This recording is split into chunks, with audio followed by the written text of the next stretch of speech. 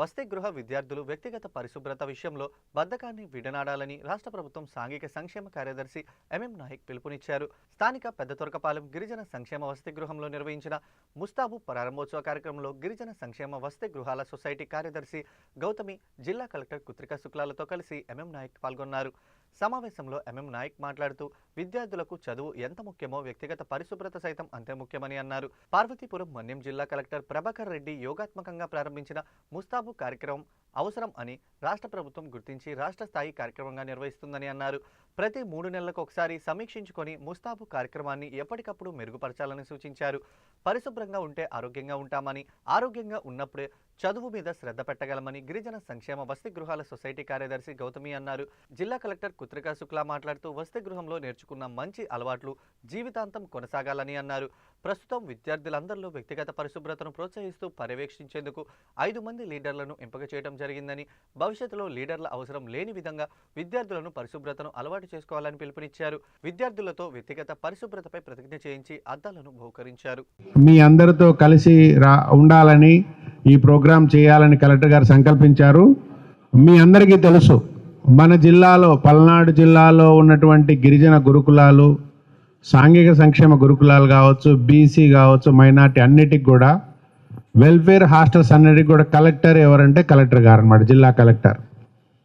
So ఇప్పుడు ఈ కార్యక్రమం అంతా కూడా మన జిల్లా కలెక్టర్ మేడం గారి ఆధ్వర్యంలో నిర్వహించబడుతుంది రాబోయే రోజుల్లో. సో నేను ఇంతకుముందు చెప్పినట్టు మీకు ఆల్రెడీ గౌతమి చాలా విషయాలు చెప్పారు. మీరు ఎంత శుభ్రంగా ఉంటే బాగుంటుంది ఏంటి అన్నది.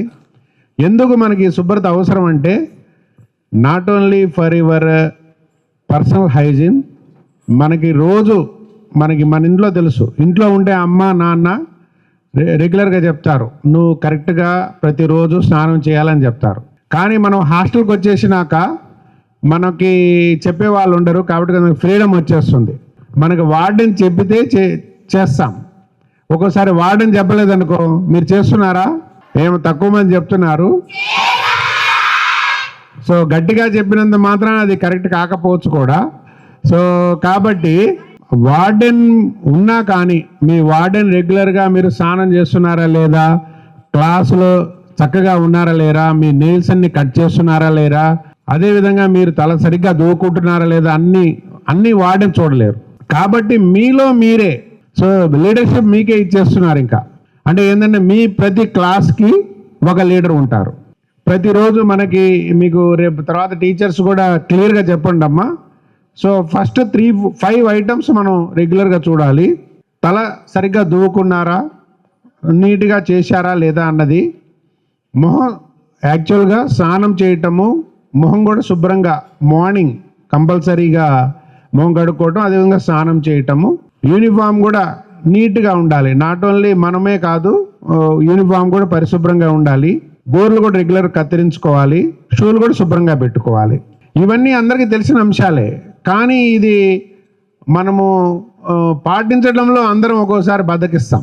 అది ఒక్కటి మీరు ఈ బద్ధకాన్ని వదిలి మీరు క్లాస్కి వెళ్ళేటప్పుడు ఇవన్నీ పాటించాలి. ఇవన్నీ పాటించాలంటే మీరు ఐడెంటిఫై చేసిన 5 లీడర్లు ఎవరైతే ఉన్నారో ఫస్ట్ వాళ్ళు పర్ఫెక్ట్గా ఉండాలి. వాళ్ళు పర్ఫెక్ట్ అయిన వాళ్ళే మీరు సెలెక్ట్ చేశారని నేను అనుకుంటున్నాను. వాళ్ళు రెగ్యులర్గా ఎవరెవరు పిల్లలు సరిగ్గా లేరో వాళ్ళకి మొదట్లో 1-2 సార్లు చెప్పి, రాకపోతే నెక్స్ట్ క్లాసులో మీరు ఇలా ఉంటే కానీ కుదరదు అన్నది మనం ఫస్ట్ క్లాసులో కూడా ప్రతిరోజు వస్తేనే క్లాస్కి వచ్చే విధంగా వాళ్ళు చూడాలి. అప్పటికీ మారకపోతే వాళ్ళ పేరెంట్స్ని కూడా పిలిచి కొంచెం కౌన్సిలింగ్ చేయాలి. చేసి పాప పరిశుభ్రంగా ఉండటం లేదు, నెక్స్ట్ మీరు కూడా చెప్పండి, మరి ఇలాగే ఉంటే బాగోదు కదా అని మనం బాగా కౌన్సిలింగ్ చేయటం ఒకటి. తప్పకుండా మన పిల్లలు పాటిస్తారు మనం చెప్తే, అదేం లేదు. ప్రోగ్రామ్ కింద ఇదే థీమ్ మీద కమ్యూనిటీ అండ్ పర్సనల్ హైజీన్ స్కూల్స్లో ఎలా పాటించాలి దాని గురించి ఇక్కడ ప్రోగ్రామ్ పెట్టి అందరితో హ్యాండ్ వాష్ 7 స్టెప్స్ ఎలా చేసుకోవాలి డెమోన్స్ట్రేషన్ కూడా నేను కూడా దాంట్లో పార్టిసిపేట్ అయ్యాను. సో దానికి ఎక్స్టెన్షన్గానే ఆ రోజు ఏం నిర్ణయం తీసుకున్నాము, స్కూల్స్ అందరిలో పర్సనల్ హైజీన్ మీరు మెయింటైన్ చేయాలి. దానికి ఇప్పుడు ఒక పేరు పెట్టి ముస్తాబు ప్రోగ్రామ్గా ఈ రోజు నుంచి స్టేట్ మొత్తంలో అన్ని స్కూల్స్లో, ప్రైవేట్లో గవర్నమెంట్లో హాస్టల్స్లో ఇది అమలు చేయడం జరుగుతుంది. అంటే మీ పర్సనల్ హైజీన్ మీరు ఏదైనా చేయాలంటే ఈ హ్యాబిట్స్ మీకు ఈ ఏజ్లోనే ఫామ్ అవుతుంది. మీరు స్కూల్ ఏం వెళ్తున్నారు, చదువుతో పాటు మీ మేనర్స్, మీ హ్యాబిట్స్ లైఫ్లో ఫుల్ లైఫ్ టైంకి ఇది మీరు క్యారీ చేస్తారు స్కూల్ నుంచినే. సో ఈ టైంలోనే మీరు ఈ అలవాటు పడాలి. ముస్తాబు ప్రోగ్రాంలో యూనిఫామ్ కూడా సరిగా మీరు వేసుకొని వస్తున్నారు లేదా అది కూడా లీడర్స్ అందరూ చెక్ చేసుకోవాలి. దీంతో పాటు సార్ లాస్ట్ టైం వీళ్ళతో నేను చాలా వివరంగా ఎడ్యుకేషన్ గురించి మాట్లాడాను. వీళ్ళందరూ ఇంగ్లీష్ నేర్చుకోవాలి, 1 word a day నేర్చుకోవాలి, దాంతోపాటు కంప్యూటర్ నేర్చుకోవాలి. ప్రతి ట్రైబల్ స్కూల్కి 2 కంప్యూటర్స్ ఇచ్చాను సార్ వాళ్ళకి. అంటే మీరు ఏ క్లాస్లో ఉన్నా ఎక్కడ ఉన్నా daily news paper, spoken English, computer knowledge will help you in your life time. So అవన్నీ కూడా మళ్ళీ మీకు చెప్తున్నాను, తప్పకుండా మీరు అన్నీ నేర్చుకోవాలి. ఆడవాళ్ళకి ఇది కూడా చెప్పాను, మ్యారేజ్ గురించి ఆలోచించకూడదు, ముందు సెటిల్ అవ్వాలి, ఫైనాన్షియల్గా ఇండిపెండెంట్ అవ్వాలి, దాని తర్వాత మీ ఊరికే మీ ఫ్యామిలీకి మీరు పేరు తెచ్చుకున్న తర్వాతనే మ్యారేజ్ గురించి ఆలోచించాలి. ముఖ్యంగా అమ్మ ఈ కార్యక్రమం గతంలో కూడా ఎన్నో సార్లు మీకు కొన్ని ముఖ్యమైన అంశాల గురించి చెప్పడం జరుగుతూనే ఉంది. బట్ ఈ ముస్తాబు అనేది ఆ పేరులోనే ఎంతో చక్కగా ఉంది. ఎవరికి ఇష్టం లేదు చెప్పండి, ముస్తాబు అవ్వడం ఇష్టం లేదా మీకు? See that word itself is such a positive word. ముస్తాబు అనే వర్డే చాలా పాజిటివ్ వర్డ్ అనమాట, ఎస్పెషలీ అమ్మాయిలకి. సో చక్కగా ముస్తాబు అవ్వడం మన తెలుగు కల్చర్లోనే ఆడపిల్లలంటే చక్కగా లక్ష్మీదేవిలాగా మనం రెడీ చేస్తాం ఇంట్లో ఆడపిల్లల్ని కూడా.